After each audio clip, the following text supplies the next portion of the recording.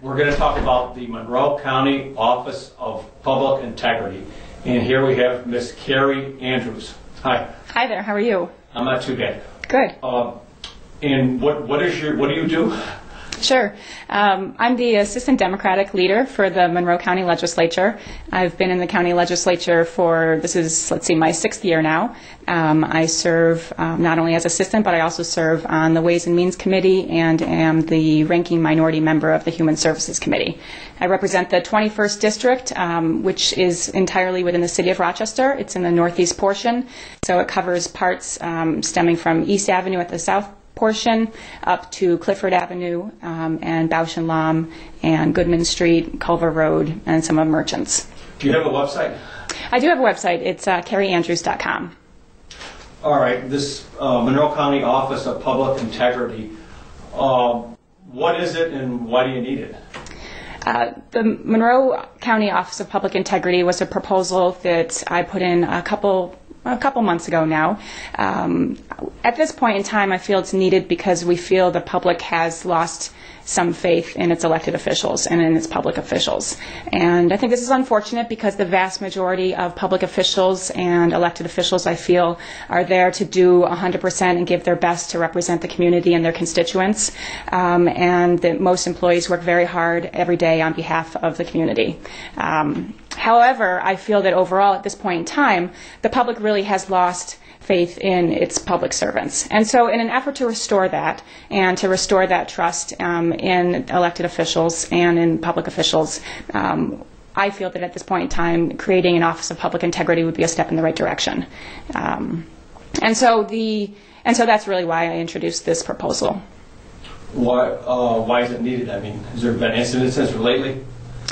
Well, I think anywhere you look really in the news, you see incidents, whether they're scandals here at the local level or at the state level or the federal level. There have been a lot of different incidents that have happened and things that have happened that have caused the public to either feel like their elected officials are misusing funds or misusing their positions or are misusing power. And so in an effort to restore faith in the way that we operate, we feel we should be more transparent rather than less transparent and do as much as possible to show the public that we are going to reveal and be very forthcoming with how we operate and how we do business. And so since I serve in the county legislature, this idea would at least be a starting point for Monroe County to create an Office of Public Integrity. And another part of the proposal really would expand this beyond Monroe County so that a part of the proposal would be to create a task force, and the task force would explore whether or not a municipal Office of Public Integrity were needed and wanted in this community. And so if there were other jurisdictions such as the city of Rochester or the town of Greece or a school district or any village in the county that wanted to explore creating a municipal Office of Public Integrity, we could work together to see if that were feasible and something that everybody wanted to do. What is in place now? Currently, the county executive, throughout the past couple of years, in response to some incidents that have happened under her watch, has announced various things. For example, one of the first things she did in response to the RobyTrad scandal a couple of years ago was create a whistleblower hotline, which is operated by an independent accountability council. The Independent Accountability Council runs this whistleblower hotline and reports directly to the county executive, which I think is a big problem. In one part because it's hard, I think, for the public to, or for at least for there not to be the perception that by having this Independent Accountability Council report directly to the county executive, that politics aren't being infused into the resolution of any issue that comes up from the Independent Accountability Council. So that's a big problem. That's why the office that I've proposed would not report directly to the county executive. The other problem is that because the Independent Accountability Council is a law firm, or two partners of a law firm, anything that happens in that office that is reported to the county executive is shielded by attorney-client privilege. So, for example, I have requested information about the number of calls that this office receives on its whistleblower hotline. I've requested information about how many of those calls or reports that are received are credible, because we wanted to know, does the office or the Accountability Council receive 500 calls a month? Does it receive 2 calls a month? Has it not received any calls since it was initiated? But all of that information has been withheld from the county by the county administration under the guise of attorney-client privilege. So we don't know, for example, how busy that office is and what it's doing to actually combat any allegations of wrongdoing in the county. And so that, to me, doesn't go far enough, because we can't get in for the public, and legislators can't get information from the county administration or the county executive's office about the operations of the Independent Accountability Council. We don't know what it's doing. We don't know what it costs. And all of that, I think, should be available. I understand certainly the need for confidentiality for whistleblowers and for the specific details of any reports that are made to such a council, but I think that we should and have the right to receive information about what the council is doing. So I'll ask you a question. What does this thing you have in place cost versus what you want will cost? It's hard to answer that question because the county executive hasn't revealed how much it costs currently to maintain her Independent Accountability Council. Like I said, they haven't been forthcoming with any information in terms of questions I've asked about that. What we have proposed is the creation of the Office of Public Integrity, which would be run by an independent 5-person board. These people would be appointed 2 by the minority in the legislature, 2 by the majority, and 1 by the county executive. They would not be politicians and they would not be elected officials. And so this would be the first step in removing politics from the resolution of any allegations of ethical wrongdoing in the county, because it would be the independent board that would deal with any allegations of wrongdoing instead of the county executive's office, which we feel is integral and very important. The office would be run by a director and probably staffed with folks, with auditors and or police officers or people who have a background in criminal justice and are able and qualified to do investigations and audits and report to the director and then report to the independent board. How much that would cost would depend on how the office is set up. We know we have the seed money, so to speak, for this office in the budget for 2011 at the current time, in part because the position of budget director is now vacant in Monroe County, as that person has left to become the director of the airport. And so that salary and benefits of that position are probably above $100,000. So that alone would create the start of the funding for this office. And the proposal I put forward calls for the office to be established in 2012, which really gives us about 8 months now to find the funding for it. Where has this gone in the legislature? Well, the proposal was debated at the Agenda Charter Committee a couple of weeks ago, and it was defeated there along a party line vote.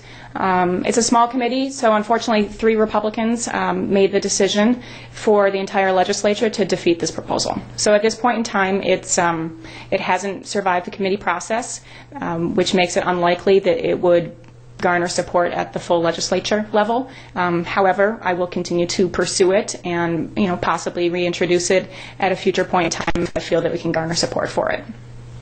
Do you think if it got to the committee it would pass, possibly, or will party line again?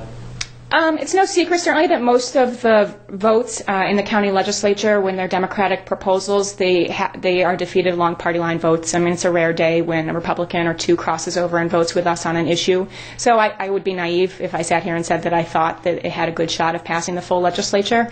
However, I do think that there is a real desire among legislators to work to find ways so that the public really feels like we're doing a good job and we're being as open and honest and transparent as possible. And so I hope that a couple other Republican legislators will support this cause, because I know that the entire Democratic caucus has supported it. What is the difference between Republicans and Democrats? Like two legislatures right now, the Republicans lead? That's correct. Currently, there are 13 Democrats, and then the remainder, the remainder are Republicans. And elections are coming up, what, in a year or 2? It's only 2-year terms? In the county legislature right now, there are actually elections this year for all 29 of us. This is a fascinating year for county politics, and it's kind of a shame that so much attention is paid to redistricting at the state and federal level. And while that is absolutely important, that doesn't happen for them until next year in 2012. But for us here in Monroe County, the redistricting process actually starts today. The Redistricting Commission meets for the first time today. It's expected to set 3 public hearings, and then within the next month or so, we will probably find out the new districts for all Monroe County legislators to run on this year. And so all legislators will be on the ballot this November. Who sets the legislature district lines in the county? The legislative district lines are decided by the Redistricting Commission. The Democratic Caucus has fought valiantly, I think, to create an independent redistricting process. We put forward a proposal to do that at the end of last year and tried to convince Republicans to sign on to it for many months. That process would have allowed an independent group to draw the county legislature district lines instead of having the majority party, as currently is the practice, draw the lines. The Redistricting Commission that will start meeting today consists of 3 Republicans and 2 Democrats. And so it's certainly not hard to predict who will be drawing those lines. Do you think, as far as these integrity of public officials, a security guard or bus driver has to, don't have to be fingerprinted and be in the bottle? If you had public officials do that, background checks, do you think that would help?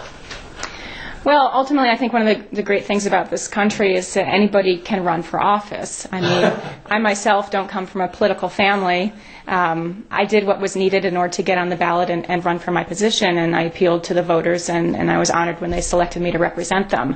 I think that public elected officials have a duty to represent their constituents fairly and honorably, and we're fortunate that we do have the ballot box in place, so when folks don't do that, it's up to the voters to decide whether or not they can continue on in their jobs. So I think that that's really the check and balance that we have in place. Yeah, but to make my point again, you want to know who's going into the schools, so they all have background checks, right, before they go in there. You don't want to find out after. Now, when you want to know, and anybody can run for public office, Charles Manson or whatever, when you want to know before they get elected, because you won't know about these people's backgrounds a lot of times until after something comes out and they get elected. I mean, correct? Well, I guess my concern really is as soon as we impose a restriction like that, what would be the next restriction on running for office? I mean, in the past, in the history of our country, you had to be a property owner, you had to be a certain race, or you had to be a certain sex in order to hold office. And I think that it's a great part of our country now that anybody can run for office. And so it's up for, the voters have an obligation too to learn about the candidates who are seeking their support, and we all have an opportunity to go to the ballot box and to choose our representatives. And if I don't do a good job, or if somebody feels like I'm not representing them fairly or with integrity, then they should put together a campaign and run against me. And I honestly believe that that is a very fair and good system that we have in place. Yeah, but to make my point, I'm not saying that this disqualifies anybody, even if they serve time or whatever, that we just know, because there was a woman running for governor, if you remember, was running a whorehouse or something, but we knew about that. And this way it would be out in the open when they run, at least, before, so everybody knows at least what they're voting for. I'm not saying it would disqualify anybody. I guess I feel personally, having run a couple of campaigns now and certainly worked on others, that there is so much background searching that goes on now anyway. And there's a lot of dirt in politics. So certainly when candidates campaign, if they have something egregious in their past that the voters feel should make them ineligible to serve, then they shouldn't be voted in. But again, I don't see personally any sort of check in terms of what you're talking about, really rooting out, I think, what you're trying to do, which is to try to get to the point where we have all honorable people serving in office. I just still think that we have a system in place that vets people, for better or worse. It's certainly not 100% perfect, but I do think it's the system that we've chosen to use, and that ultimately the voters need to decide what sort of person they want to have representing them. All right, thanks, Ms. Andrews. Well, thank you very much for your time. Appreciate it.